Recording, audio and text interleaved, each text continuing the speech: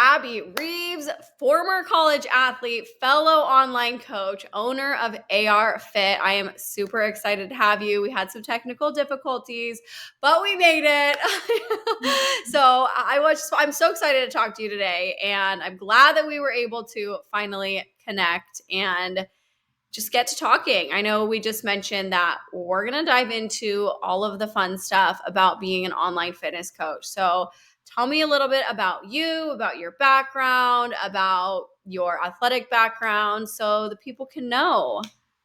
Yeah, no, I'm super excited. I know it's a little struggle to get on here, but we got it. So I'm excited.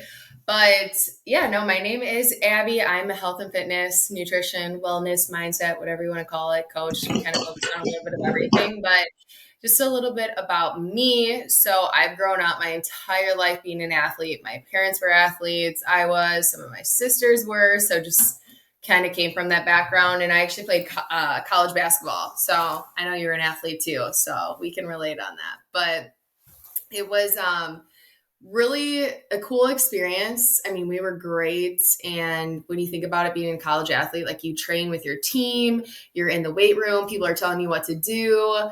You can kind of eat whatever because you're burning thousands of calories. But my issue was actually got out of college. And then it was like, you're just on your own and you never really learned how to train, how to work out. You didn't learn how to eat. And I really, really struggled like most people and gained like 30, 40, 50 pounds. I don't even know. It was pretty crazy. Stopped working out and just was super, super lost. And that I just remember one day I signed up at Planet Fitness, good old $10 a month. And just that's kind of where my fitness journey really started. I know that I've been an athlete, but that's where like my own like health and nutrition, like I would say journey really started probably 4 or 5 years ago, just from like rock bottom, like every one of your listeners and people that you probably work with, like just because I was an athlete, like I ended up right where most people were, where it's like I had no idea what to do. I was under eating. I was doing random workouts, doing HIIT workouts, doing Instagram workouts, just had no idea. So it took me a few years, ended up hiring a coach, really changed my life and made me realize like, wow, this is so cool. I want to do this for other people. And that's kind of what got me on the track to not only being healthy and a better version, but wanting to really help other people do that. Cause she showed me like that I could do it. And I was like, damn, like all these other people could do this too. So now that's what I do. I'm like in year 3 of owning my own business, kind of like you, and just helping tons of women out there just really find themselves on their own specific journey. So it's been cool. Yeah, I love that. And I find that to be so interesting that going from the life of a college athlete into having to do athletics on your own is such a large transition. And I almost feel like it shouldn't have to be.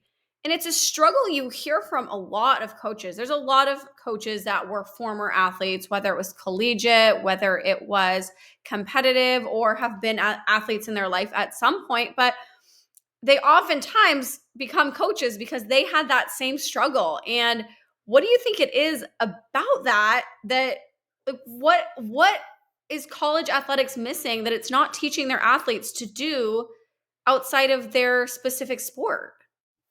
Yeah, I actually went and got my master's and did like a bunch of studying on this and wrote a bunch of thesis and papers. And there's a lot of different perspectives, but for like my own personal experience is in college, you're shipped off to college at 18 years old and you're considered an adult. I mean, your parents cook all your food, they do all your grocery shopping, you're shipped off to the dorms, so you have a microwave and like no idea how to grocery shop. You have no money. You have no idea like how to build meals. So for starters, like it's not even just college. It's like honestly like a lot of like your home life being thrown into it and then thrown into the next phase after college. So I think it kind of even starts earlier than that. But specifically with like college, from my own perspective and experience, is that you know, one, we never ever had a class on nutrition.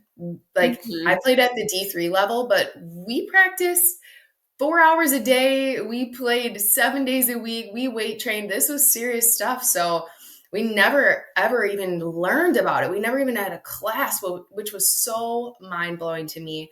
And then number two is, when you're training, they just give you a sheet of paper and you just do what it says.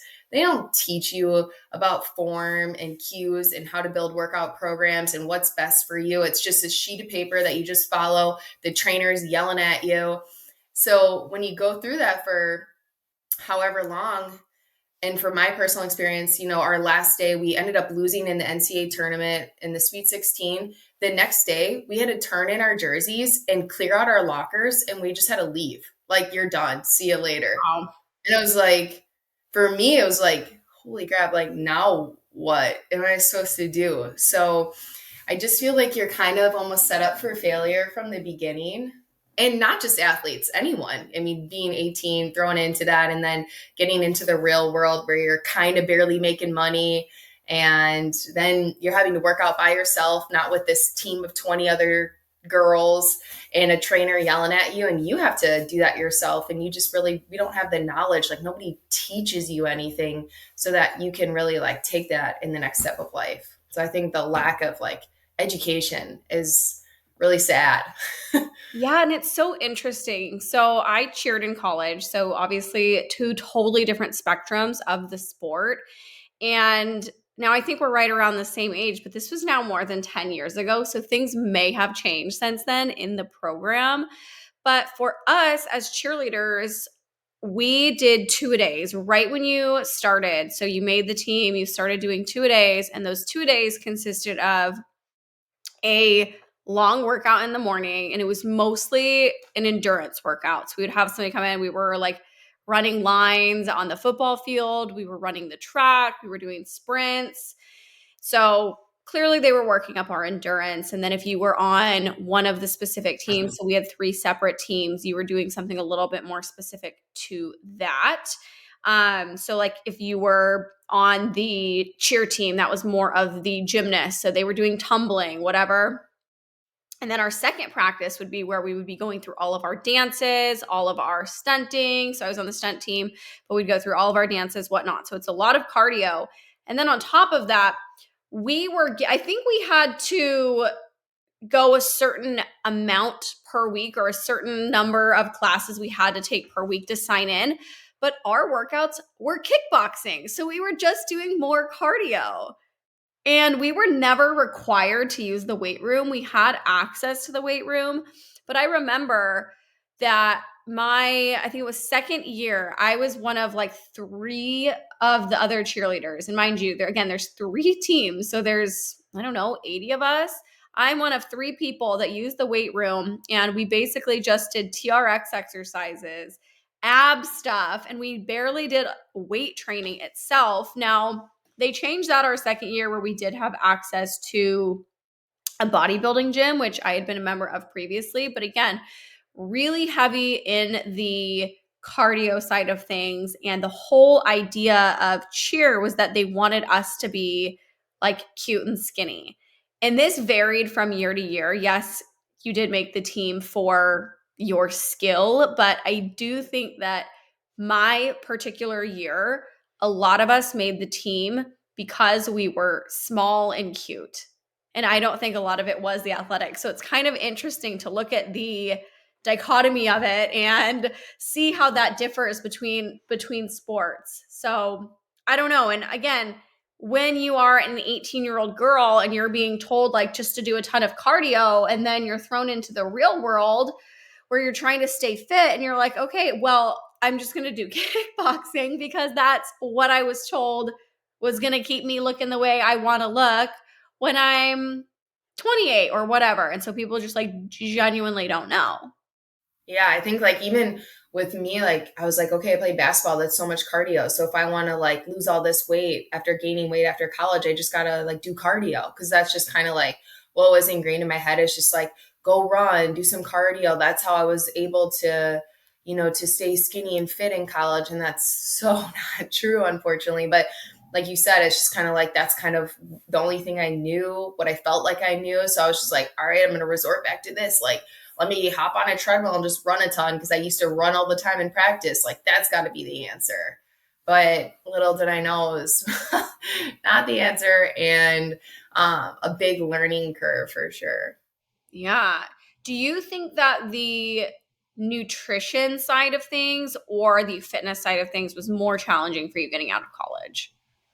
For me, it was definitely the nutrition side of things because I mean, we had pretty crazy days too, where like you're lifting for an hour or two, you're practicing for a few hours, you're going in outside of that to do a bunch of training. So, I mean, I was burning a lot of calories, probably like you were doing your 2 a days. So, I could take in way more calories because I was burning way more calories. And when I got out of college, I was like, oh, I'll just exercise and I can keep eating that stuff. And unfortunately, that's not how it works. And also, the older you get, like your body changes, your metabolism changes, like that's not going to stick. So for me, it was nutrition because I just had no idea what to eat, how to eat, and then getting into the real world of like working, like how to eat healthy through the day while not being at home. So for me, that was just the hardest. So you just saw, I think like 10 years ago too, it was like chicken, rice, and spinach. And like now we live in a world where it's so much different. And obviously we've learned that, but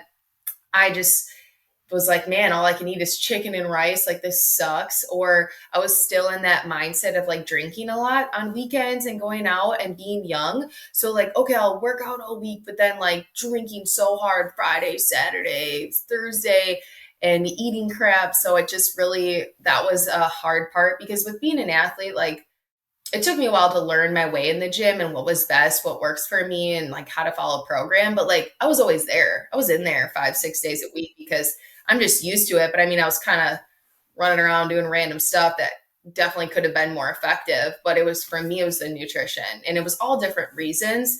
But definitely the lack of knowledge in nutrition was just the hardest part for sure. I agree with that. So I didn't cheer all 4 years. I only did it for 2 years. And that third year that I wasn't cheering, I actually, this is one of my favorite stories. I studied abroad in France that summer.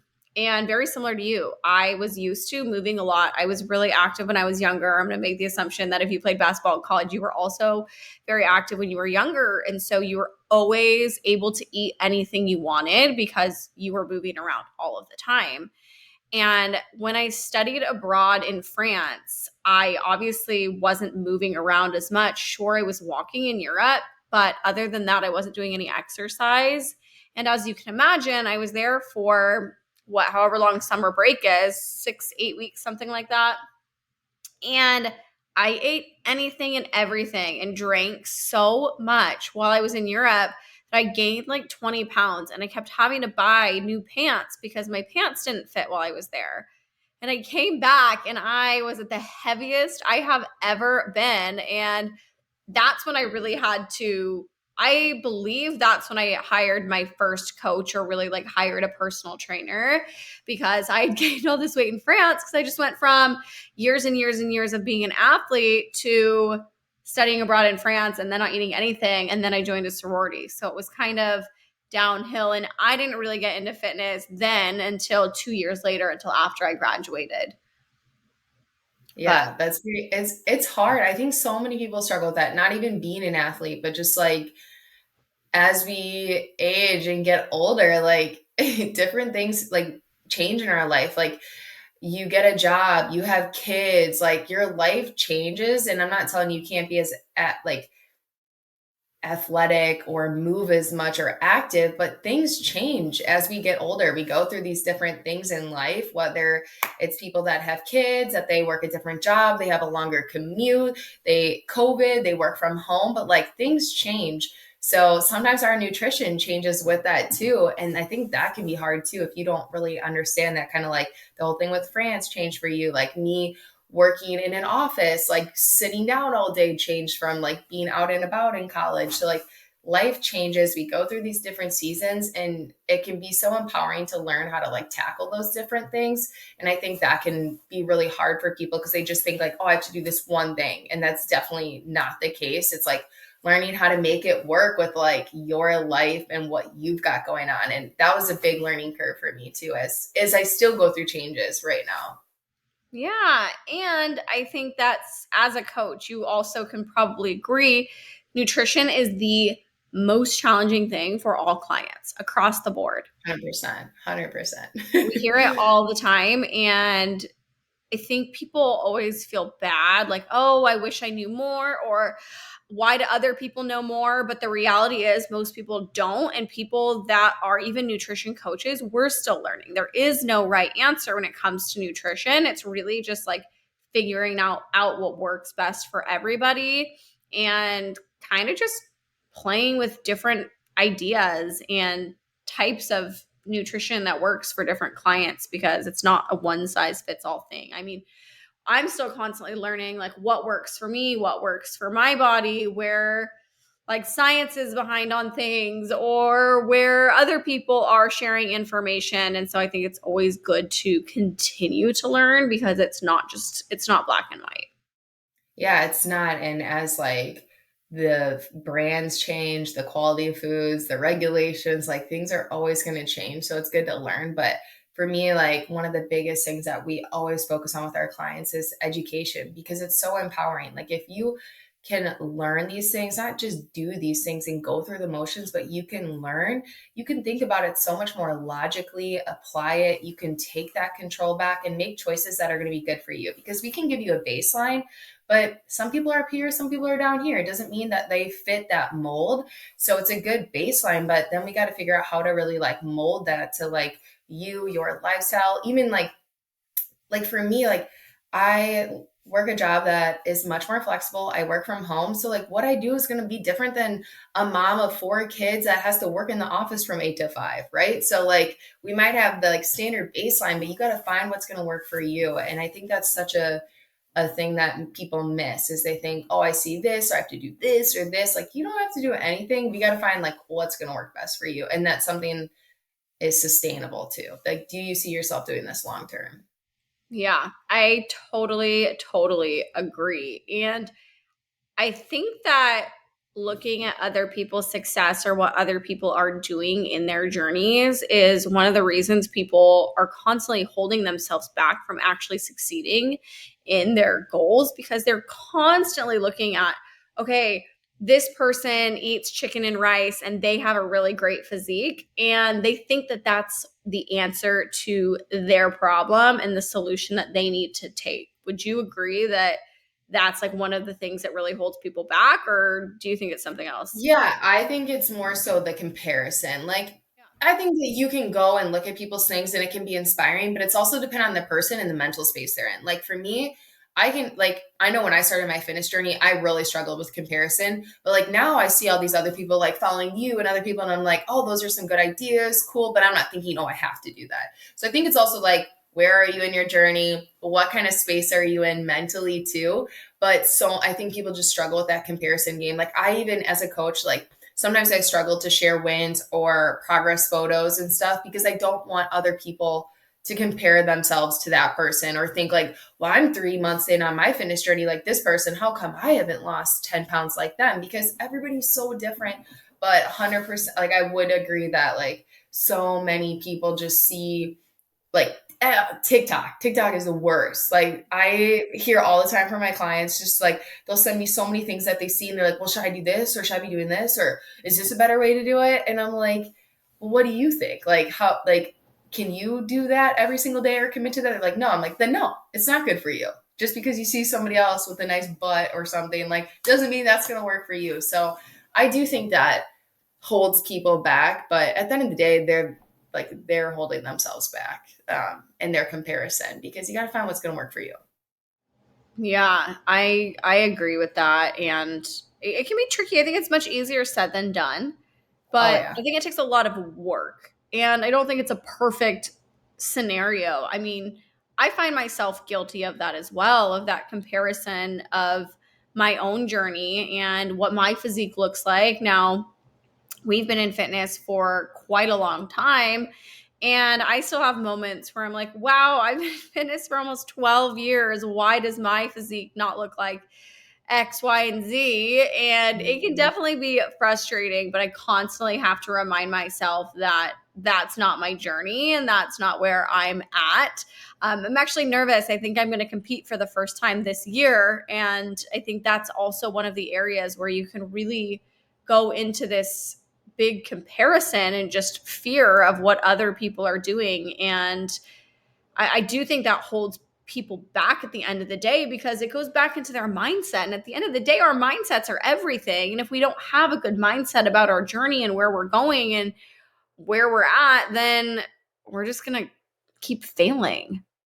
Yeah, I would agree. I mean, social media is like a blessing and a curse. Like social media has so many good, like so many good things. Like, I mean, one, we've built businesses to help hundreds of women like change their lives, which is so cool. And I've learned so many things. And like I try to fill up my social media with positive things.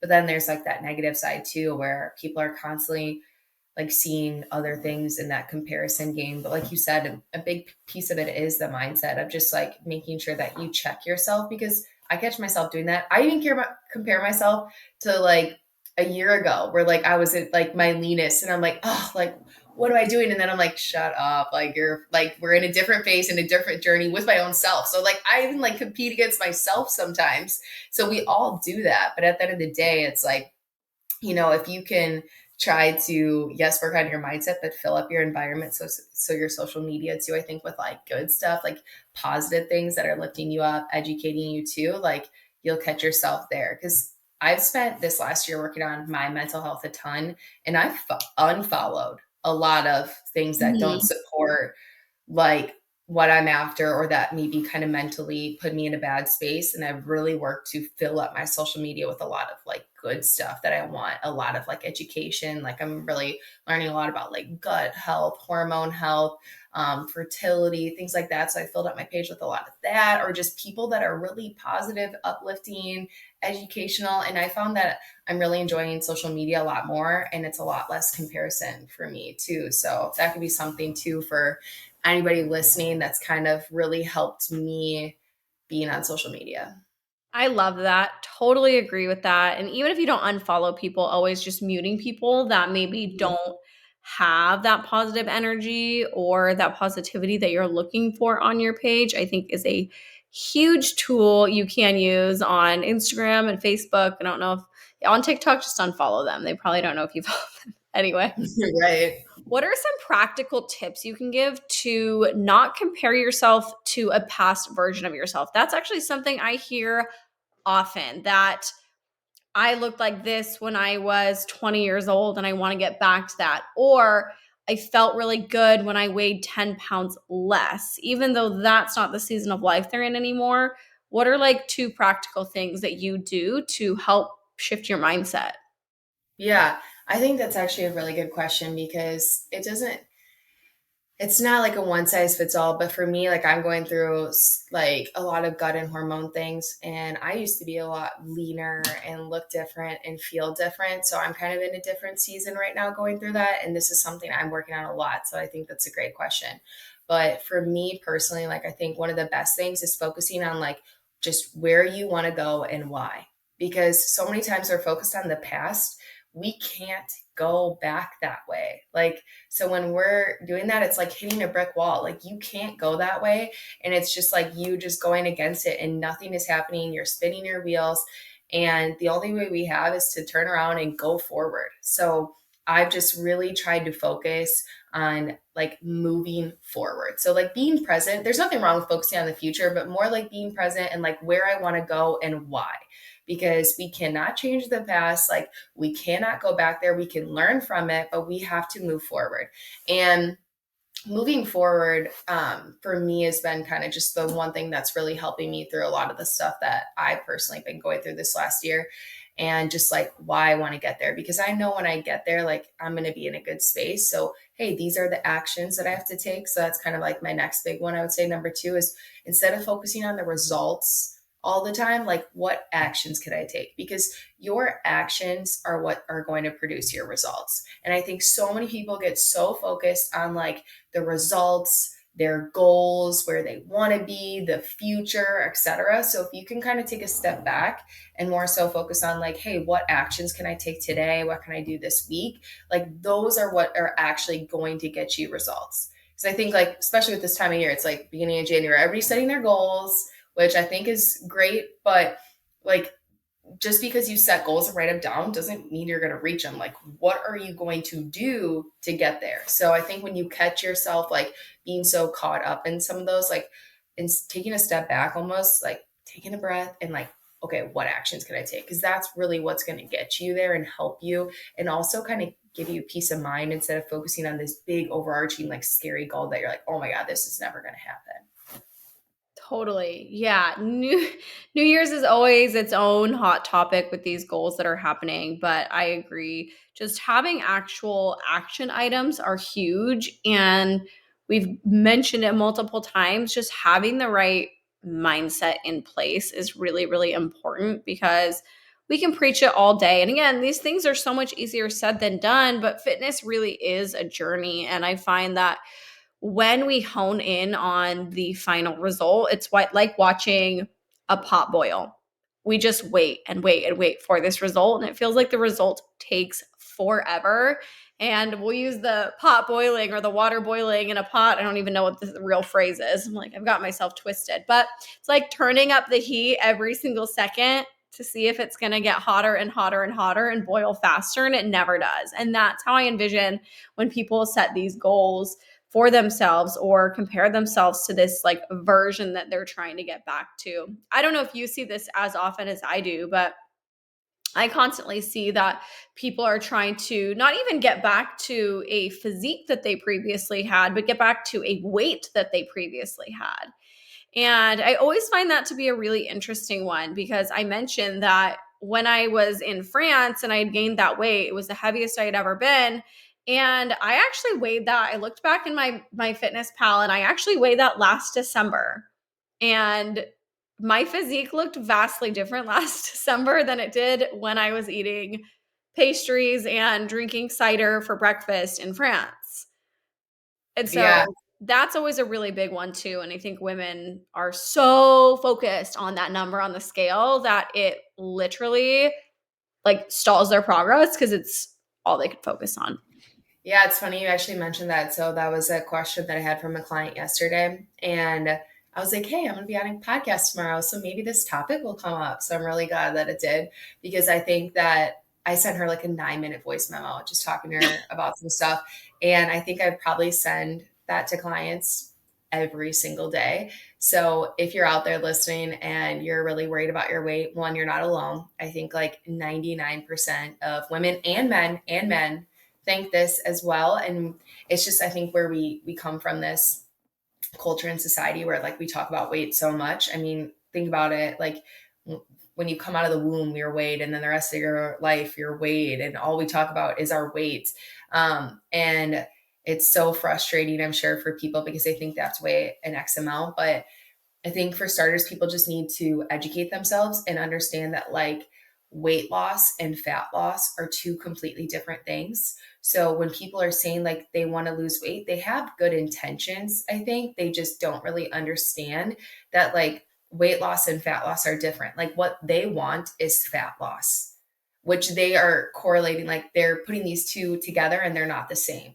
So what we've been trying to educate like our clients about is that understanding that like weight loss, like weight fluctuations are just the number on the scale, which can happen for a million reasons, where fat loss is losing like actual fat on your body. So we try to shift the focus to, yes, like body recomposition. Like let's focus on body recomposition versus like what like your number on the scale is looking like.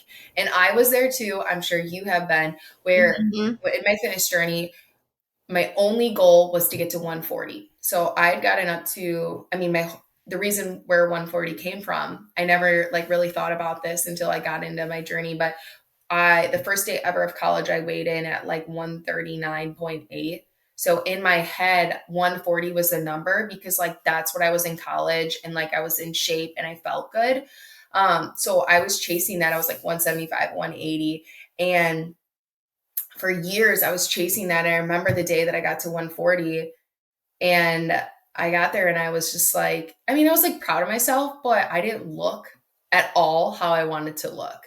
And that was so defeating. I was like, oh my God, what do I have to weigh? 135? Do I have to weigh 130? Like, I have to keep doing this. And that's when I actually hired my first coach and we went through a reverse diet, maintenance, building phase, a cut, and stuff. And I ended up getting to 145 at the end of all that. And I looked freaking jacked and shredded. And I was 5 pounds heavier than like my goal weight. And that is when it clicked. And I was like, I don't care about the scale. I was like, this scale sucks. I can care less. Like, and that's where I really learned. So it was a big learning curve for me too.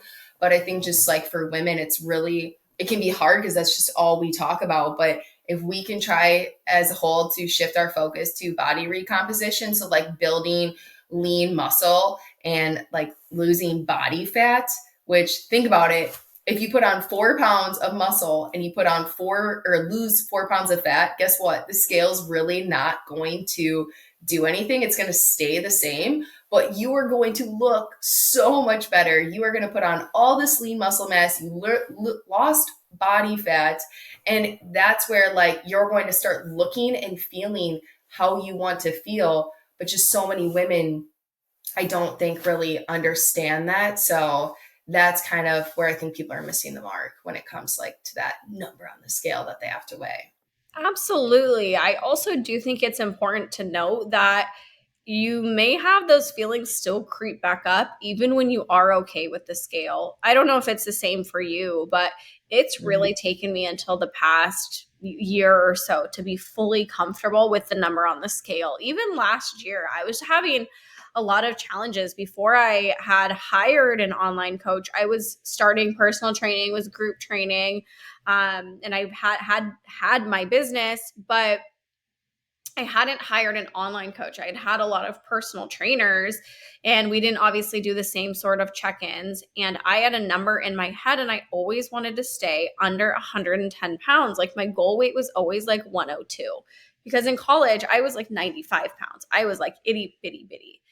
But I had no muscle. Like no muscle at all. And so I was just like terrified anytime the weight started to go up. And I did a reverse diet last year and got up over 120, and I like panicked, and I was like sad. I was so depressed that my weight had gone up. And I think, like I said, it's important to note that those thoughts may creep back in, and it takes a lot of consciousness and self-awareness to say that this weight does not define me. I can look at myself in a mirror, I can look at myself in a photo, and I'm wildly confident in my body.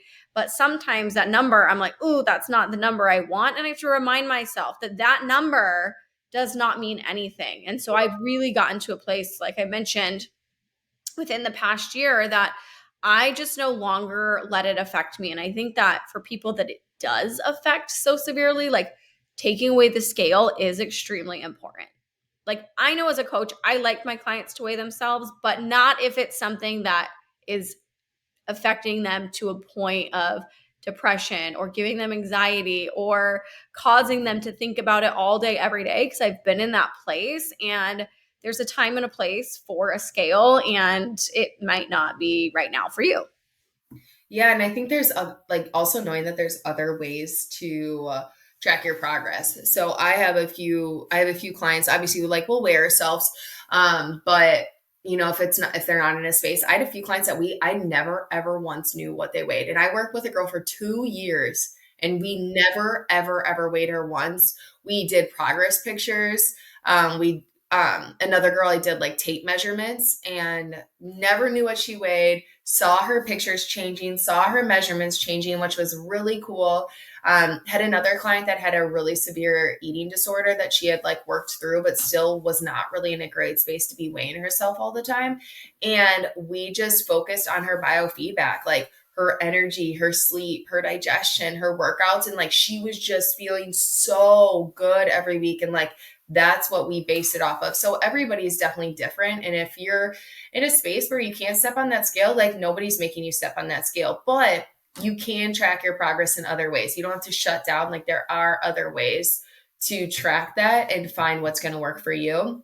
Now, for some clients, I'll have to say, like, I want to work on my relationship with the scale. Like, I am not in a good space, but I want to. So that's why we'll do the scale. But we also do those other ways to track it, because when they have a day where they see that scale fluctuate or they're really like struggling with it, we're looking at their pictures, we're looking at their biofeedback, and it is almost kind of like a good reaffirming them that, like, hey, I am okay even with this number changing because of XYZ. Like when you said you got to 120 through your reverse, like, I mean, how did you feel? Like, were you stronger? Did you have more energy? Did you have better workouts? Like, I was so like, it was the only way I was actually able to build muscle, which we know, like that we know that's the whole point of the reverse. That's the whole point of going into eating more calories, is so that we can build muscle. And I laughed about this with some of my clients on our call this week. But before I started training and before I went into my reverse diet, I was convinced I could not squat more than 95 pounds. There was no way I could do it. And now I squat like 175. And like right? that's a massive jump in weight. But I just like, one, didn't know I could do it. I didn't know I had the strength.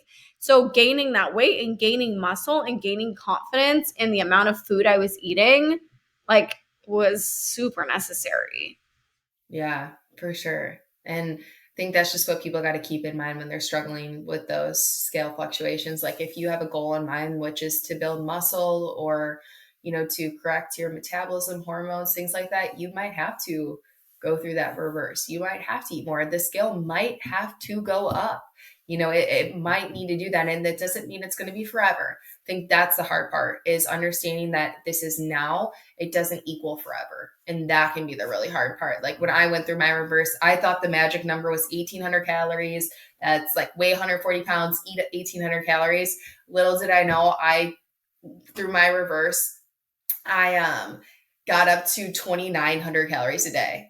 I was snacking food. I was a machine. I was feeling so freaking good. I was so strong. And I put on probably like 10 pounds through it. Like my lowest weight was like 138, got up to like 148. And through my reverse and maintenance and surplus, I built so much muscle. And now, I mean, my body sits around like 142 and my leanness is a little bit lower, but like it was necessary. It needed to happen, but it wasn't a forever thing. But like, really keeping in mind why you're doing that. And now, like, I maintain off of like 2,400 calories a day. And I used to off of 1,800. Like, I'm eating 600 more calories a day, like living the life, like no worries about being restricted and feeling good. So in the time, it was hard to see it, but just trying to think about that long-term stuff. We always talk about it, that instant gratification, but like the long-term results were so worth it.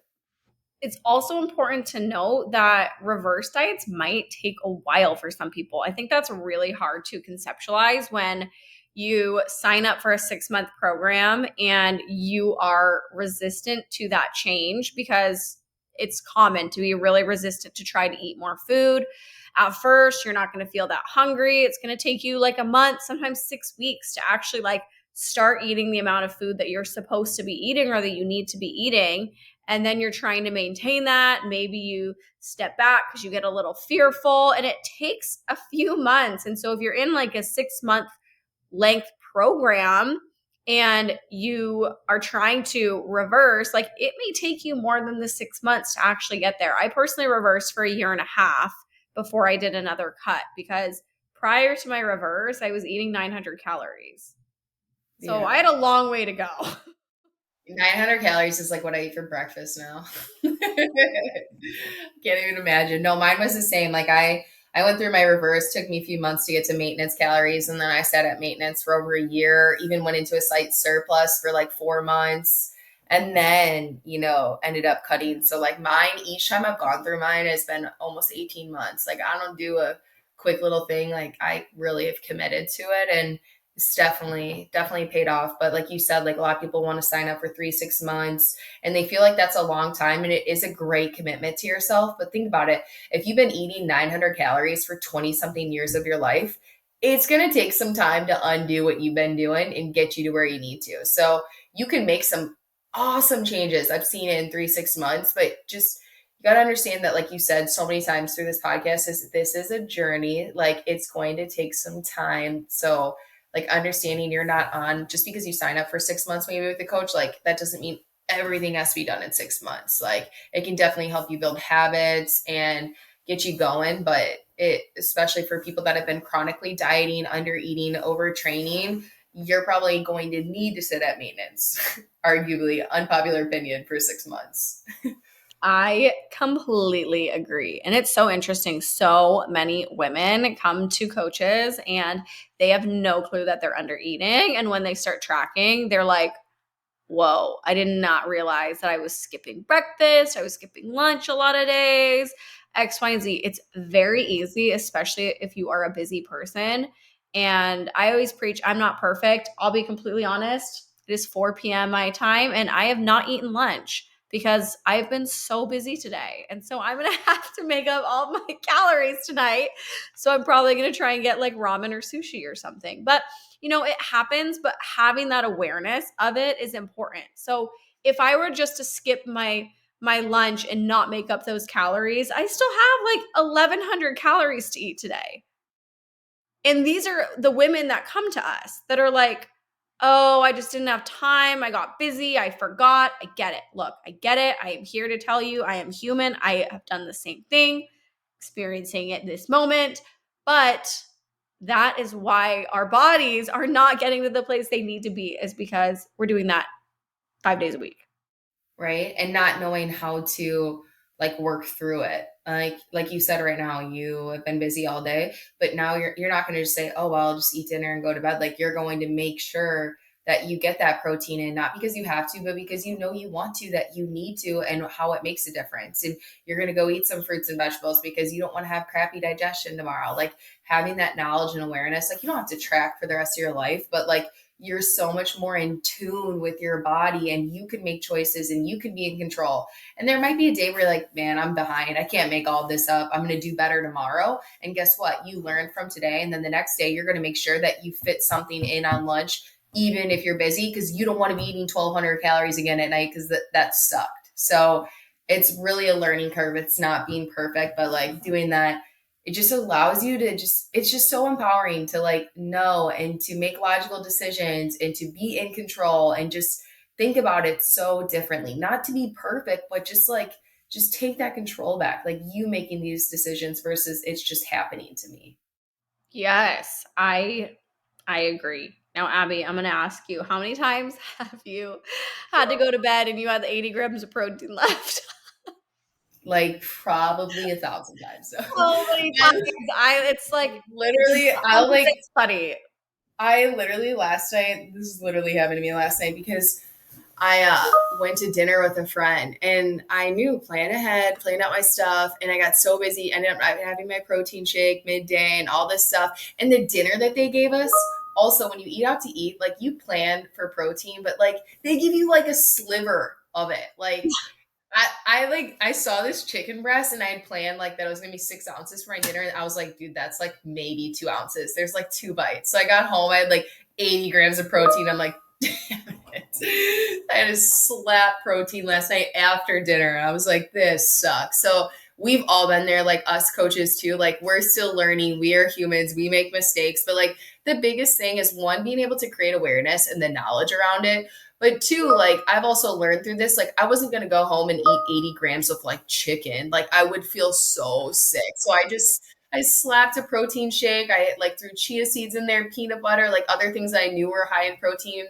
Drank a shake that like was easy to drink and not so filling. So like you learn through this process. Like I personally think that you learn a lot from experiences, but I think you learn the most from your mistakes. Like if you're willing to really like reflect and create awareness and like grow from your mistakes, like I think that's where we can really learn the most. So like I definitely made that mistake yesterday. So we all do it, even us as coaches, for sure. It happens, but you learn from those, we move forward, and that's how we get better. Absolutely. Okay, Abbie, I want to transition a little bit because I know that you have an injury that you are working through and are currently in PT for it. And I want to talk a little bit about this because I think that we oftentimes sort of neglect the side of injury and staying on track while having an injury. And coming from a personal experience, I would love for you to share a little bit about, as a coach, as an athlete, suffering through an injury that you're trying to work on. Like, how has that been and what does that look like for you? Yeah, injuries suck. Let's just like call a spade a spade. Like anybody out there that says like you're fine, it's like no, like you can take that time to be frustrated because they suck. Like, but I in college I've had a lot of injuries playing basketball. It's a brutal sport. It is a contact sport. Like I've blown out my knee, my ankle. I've broken like every bone in my body. But like for me, my big injury has been my shoulder. So in high school, hurt my shoulder, had surgery on it. In college, hurt it again, like several different times, dealt with it all through college, got out of college, and of course, still dealt with it. Had surgery 2 years ago, and it's been the worst it's ever been. So that's tough. After like several surgeries. So for me, my biggest one's definitely been my shoulder, which is beyond frustrating because when you think about it, anything you do in life, like you're pretty much using your shoulder, upper body, whether you're lifting legs, upper body, just being an active individual. I like to golf, I like to surf, I like to do all these things. So it's definitely really altered and changed kind of like my life a lot these last 2 years. But I think step one is, first of all, just like acknowledging what you're feeling. Like I'm the type of person that has always like bottled things in, kept it to myself. And what I've really learned is that like it's okay to get frustrated. It's okay that it feels like unfair or whatever. Cause sometimes like I'll compare myself to all these other athletes that never are hurt. And I'm like, wow, I could do so much more or look so much different. Like if I didn't have this injury. So like I do have to catch myself with that and just like acknowledge my feelings and, lean on others, especially like my husband. He probably hears me complain about my shoulder all the time, but that's what he's there for. So that's like my biggest piece. And then the next one is like advocating for yourself and your health. So through this process with my shoulder, it has been a constant, like I had a full blown rotator cuff repair, had a labrum repair. They shaved my bone down. They've done so much. And now they say there's nothing wrong with it. And so much pain, limited range of motion. So struggling with a lot. So I actually have gone to physical therapists, chiropractors, cupping, deep tissue massage, acupuncture, dry needling, and just nothing's really been working. And my doctor's like, hey, let's just do a surgery again. And I'm at a space where I'm like, nah, I don't want to do that. So I'm sure maybe some of your followers follow Squat University, but I reached out to them. This is going to sound crazy. I reached out to them for every single day for a year. A psycho. Commitment. Talk about A consistency. psycho. A psycho. And I was like, I need your help. And finally, I was able to go a few months ago, and it was such a good experience. I finally found somebody that would like listen to me. So one of my biggest piece of advice is see them. No, I'm just kidding. But advocate for yourself, like find the right physical therapist, find like the right treatment for you. And I can't speak enough to physical therapy. Like I think anybody can benefit from like physical therapy when you have injuries. Not that you have to go forever. I know it's expensive. It's definitely more of like a luxury, but they can really see what's going on, the imbalances, issues, give you exercises, and you can kind of like do that on your own. So I think that if you ever deal with injuries, like bite the bullet and at least go to a few sessions because they're going to tell you like what is up, whether it's instability, like issues that you have, and help you correct that, and then give you a program that like you can keep doing. And if you want to be somebody that's going to work out the rest of your life and not in pain, that's so important, is to like go do that physical therapy. And I think with like your coach, just expressing like if you have injuries, what's going on, having them modify your programs, making sure you're warming up, doing mobility programs, unilateral work, like all things that you can like program in to help with any of these imbalances, pains, corrections. Because I know people will say like, oh, no pain, no gain, but like you should never be in pain when like doing movements. Like that is not, you're not chasing pain. There's some soreness and fatigue and things like that, but never chasing pain. And I've been dealing with pain. So definitely been working on that, which I know a lot of people think like, oh, pain is fine, but it's definitely not. So highly recommend doing the PT and putting in the work. Otherwise, you're going to deal with it for a long time. Like I'm going on year 11 and I'm constantly working on it. So that's definitely something I would suggest is a lot of PT. That's great. I did an awesome episode with a PT, and she talks a lot about how really anybody, whether you're injured or not injured, could benefit from seeing one just to make Yes. sure that your range of motion is correct or that you're doing enough mobility for the type of work that you want to be doing. It's definitely a beneficial thing. Yes, it is a luxury, but definitely look into it. A lot of insurance does cover it. So you can kind of see what might be a network for you or what is available to you. But And I Abbie, think oh, go ahead. And I was gonna say too, there's so much on social media. I know it can be hard to like weed through it, but like I said, filling up your environment with like really good, like viable sources. So like Squat University's page, they provide so much free stuff. So if you're somebody that like can't afford to go, totally get that, totally respect that. You can go on their page and they also have a YouTube page of so much stuff. And then there's a million other PTs out there that are great. Like that's one thing that social media, like I love. Like I have done so much PT, shoulder mobility, stuff with my spine, ankle mobility, like sore knee stuff. Like, so you can go on there and you do have access. So that could be something that could be helpful for people too if they can't like go to a PT. Yeah, that's great. I'll definitely have to link that in the show notes just so people can pretty easily find that. But I do want to know in terms of your injury and not having as much range of motion and experiencing pain, I'm going to make the assumption that it made your workouts less intense because you were not able to lift as much or Yeah. you were not able to do some of the movements that you maybe wanted to do. So, how did you stay on track with programs while working through this injury? Yeah, so when I had my injury, I wasn't working with a coach. So the second that I was able to start training again, I hired a coach because I knew that I was going to struggle with going to the gym. Because when I first started back in the gym, I was in a sling and I was allowed to do some lower body stuff, some upper body stuff. And it just felt like, what was the point? I was like, I'm in here. I was literally doing body weight bicep curls. Could you imagine watching somebody in the gym doing body weight bicep curls? People probably thought I was a psychopath. And I was like embarrassed. But you know what? Who cares what you're lifting, what you're doing? What matters is that I was showing up.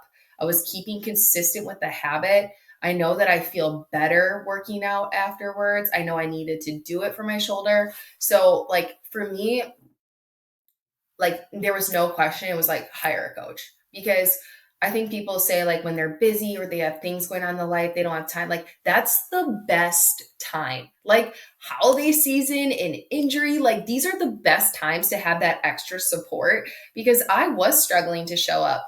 Also, I just like was only doing things in my program that like I wanted to do. So like my coach kind of helped me program in things that pushed me out of my comfort zone, found different things. So like that was kind of nice, like a different perspective. But for the last 2 years, like I'm still to a point where I can't train certain movements or go as heavy. But all I'm constantly focusing on is like what I can do and how much the gym helps me. Like for me, just even stepping into the gym environment, like my day is so much better, just mentally, not just physically, but I just know that I will be more motivated, more energy, more focused. Like I'm just better mental health. So for me, it's been learning a lot about like building that habit and just showing up for myself and how much it benefits me and not just how much I sumo deadlift. So that's been a big piece and it's a good thing to strive for. Like I want to get back there and I know that maybe I won't, but I'm always pushing for it. So it's something to kind of chase, which is kind of fun for me too. It's like trying to get back there too. I love that. Well, Abbie, this has been so much fun. I really appreciate you sharing your personal stories and sharing struggles that your clients have and the way that you have worked through those with them and just sharing some really great advice. So, where can people find you on social media if they want to learn more about you? Yeah, it was fun. Thank you for having me. But my Instagram is Abbie Reeves _fit. We've got like our team page too, you can check out, but you can just find that through there. And we also have a free Facebook community group. It's for anybody. It's not just clients. It's just where we provide tons of free information like stretching videos, meals, etc. So it's all on there. I can send you the info for, but on my Instagram page, Abbie Reeves _fit, you can kind of find all of that. Amazing. And to everybody listening, remember to be bold, to be confident, and to be you.